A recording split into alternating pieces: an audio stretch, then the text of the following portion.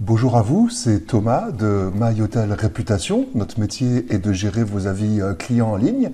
Je réalise cette courte vidéo pour vous montrer quelque chose que mon équipe a découvert il y a très peu de temps, quelque chose d'extrêmement pernicieux qui montre encore une fois la volonté qu'ont les OTA à s'insérer entre vous, hôteliers, et vos clients.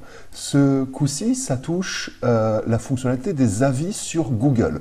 Donc là, sur l'écran, vous voyez, je viens de rechercher un hôtel, l'hôtel La Monnaie, qui est un hôtel à La Rochelle, plutôt bon hôtel. Donc on a toujours l'éternelle annonce Booking en premier emplacement, que l'on peut aussi assimiler à du brandjacking. Là, je me focalise sur le Knowledge Graph, c'est-à-dire la colonne qui est à droite, qui est une colonne censée récupérer de l'information enrichie sur Internet. Il y a des photos, il y a de la cartographie, il y a du Street View, il y a un comparateur de prix, des OTA, des informations.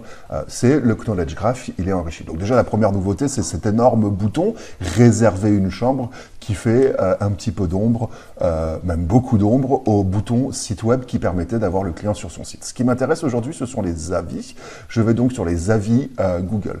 La première chose qu'on a remarqué récemment, c'est l'apparition d'une segmentation tout en haut, couple, femme et solo. Ça nous a paru bizarre parce que, en fait, quand Google récolte des avis, il ne demande pas cette segmentation. Il ne demande pas au rédacteur s'il est venu en couple, en famille ou tout seul. Donc déjà, on a cette information sans savoir d'où elle vient. Je commence à scroller, c'est-à-dire à descendre dans les avis, et on a vu apparaître cette mention sur Google. Donc déjà, on remarque que Google a plusieurs sources pour présenter des avis. Donc il y a les avis Google, il y a des avis de Google, il y a des avis Google. Jusque-là, tout va bien. Et tout d'un coup, on voit apparaître des avis en provenance d'autres plateformes. Là, sur l'écran, on a des avis en provenance de Booking, celui de Virginie et de Tonio, et un avis en provenance d'Expedia. Mais là, on ne sait pas qui c'est parce que il s'appelle Expedia Reviewer et on ne sait pas qui c'est.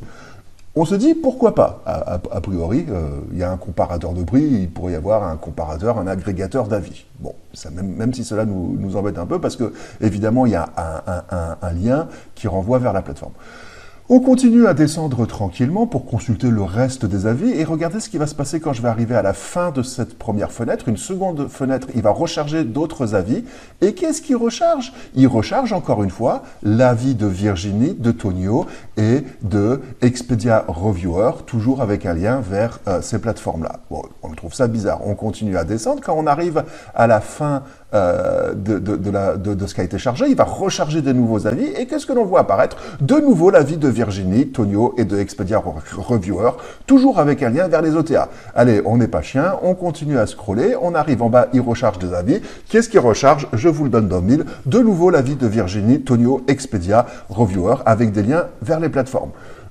Je veux bien être naïf et croire que c'est un bug. Ça s'apparente pour moi plutôt à du push.